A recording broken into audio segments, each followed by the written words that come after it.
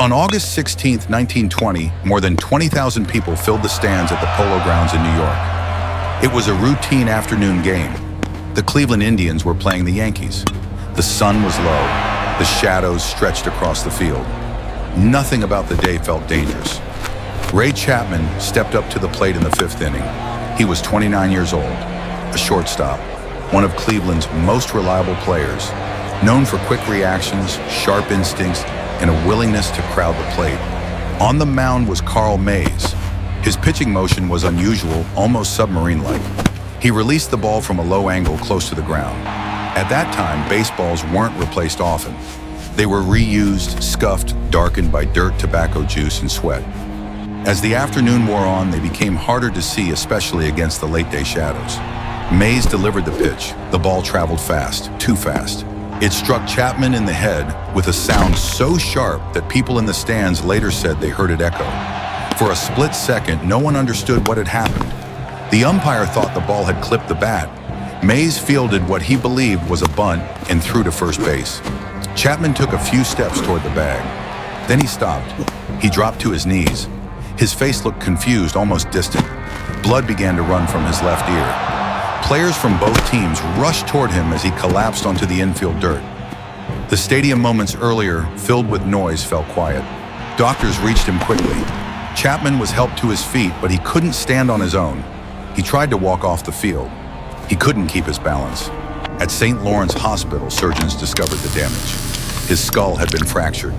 The impact had driven fragments of bone nearly an inch into his brain. An emergency operation was performed.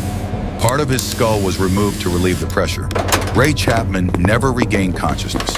At 4:40 a.m. the next morning, he was pronounced dead. He remains the only player in Major League Baseball history to die from an injury sustained during a game. His death changed the sport forever. Spitballs and other ball-altering pitches were banned. Umpires were instructed to replace dirty baseballs more frequently. The game became safer, but only after it was already too late for the man who helped force that change. On November 29, 2017, a small indoor gym in Brazil was packed with spectators.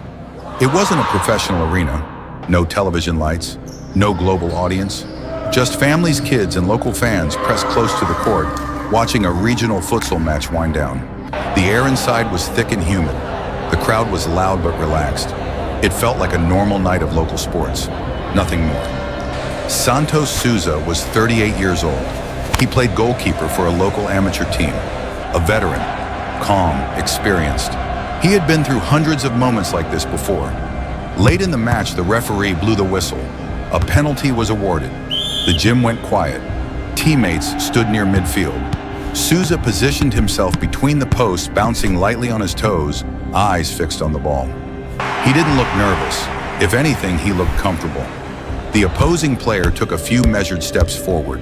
The shot came hard and straight, aimed directly at the center of the goal. Souza didn't dive. He stepped into it. He blocked the ball with his chest. The impact sounded solid but unremarkable. The ball deflected away. The save was clean. The crowd erupted. Arms went up. Teammates rushed toward him. For a brief moment, it looked like the highlight of the night. Souza raised his hands in celebration. Then something changed. His expression shifted. Confusion replaced relief. He reached out toward a teammate as if trying to steady himself. His legs gave out beneath him. His body went limp as he collapsed onto the court. The celebration stopped instantly. Players from both teams waved frantically for help. A team doctor reached him within seconds and began CPR. The gym fell into an uneasy silence. Children in the crowd were escorted outside as medical staff worked on the floor. They tried for nearly 20 minutes. Paramedics arrived and took over. A defibrillator was used. Each shock caused his body to jolt, but his heart did not respond. Santos Souza was pronounced dead at the scene. Medical examiners later determined the cause was sudden cardiac arrest, likely triggered by commotio cordis, a rare and deadly disruption of the heart's rhythm caused by a precise blow to the chest at exactly the wrong moment. The save itself wasn't unusual. The timing was.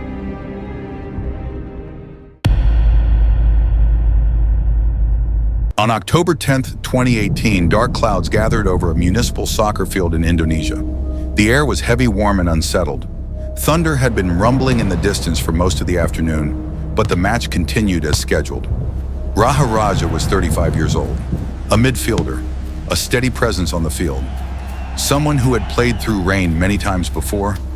Like everyone else there, he glanced up occasionally, aware of the weather, but not alarmed by it. By the 70th minute, a light rain began to fall. Players wiped water from their faces. Spectators opened umbrellas along the sidelines. The field grew slick, but play went on.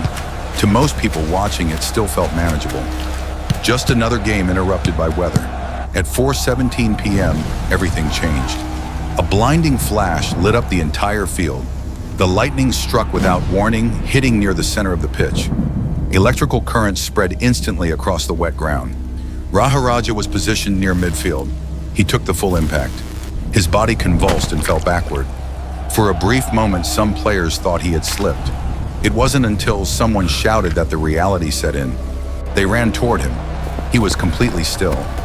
Thin smoke rose from his jersey. Burns were visible on his chest and shoulder, where the current had entered his body. Medical staff reached him within seconds. His pulse was weak and irregular. Rain continued to fall as CPR was performed on the muddy field. An ambulance arrived about 7 minutes later and rushed him to the nearest hospital.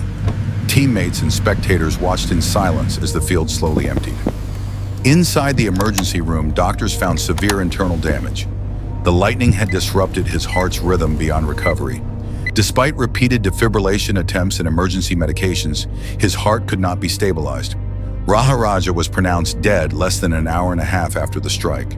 Later analysis confirmed the bolt carried hundreds of millions of volts, far more energy than the human body can survive. The match had been allowed to continue. The storm did not wait. On July 29, 1983, the Commonwealth Pool in Edmonton, Canada, was filled with spectators attending the World University Games. The atmosphere inside the arena was calm and focused, the kind that settles in when people expect to watch precision, not danger. Sergey Chalabashvilli was 21 years old, a diver from the Soviet Union, one of the most promising young athletes in the sport. The 10-meter platform was his specialty. He had performed dives like this hundreds of times in training.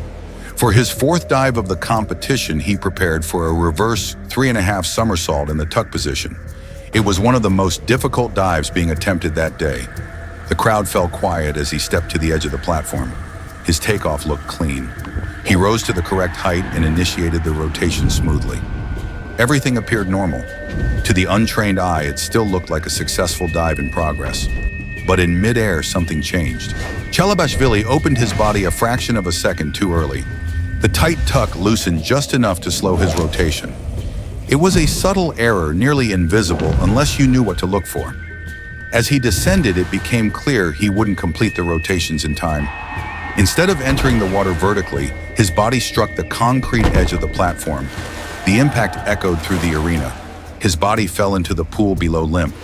The water clouded almost immediately. Officials and fellow divers rushed in.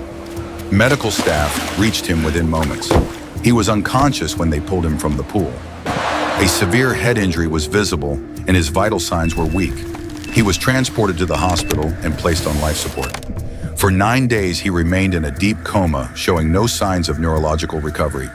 The damage to his brain was catastrophic, caused in an instant by a miscalculation measured in fractions of a second.